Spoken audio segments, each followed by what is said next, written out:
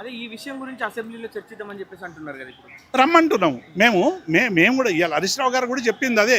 మీరు కాళేశ్వరం ప్రాజెక్టు మీద మొత్తం చర్చ పెట్టండి. ఇవాళ ఎలినో ప్రభావం తీవ్రతరం అవుతా ఉన్నదని చెప్పి ఒకవైపు కేంద్రం హెచ్చరిస్తూ ఉంటే మీరు నీళ్లను ఒడిసిపెట్టేటువంటి పని చేస్తలేరు. ఇవాళ 90,000 క్యూసెక్కులు వరదబోతూ ఉంటే దాన్ని 3 టీఎంసీలు ఎత్తిపోసుకునేటువంటి అవకాశం ఉన్నప్పటికీ కూడా దాన్ని మీరు చేతిలో జారవిడుచుకుంటున్నారు.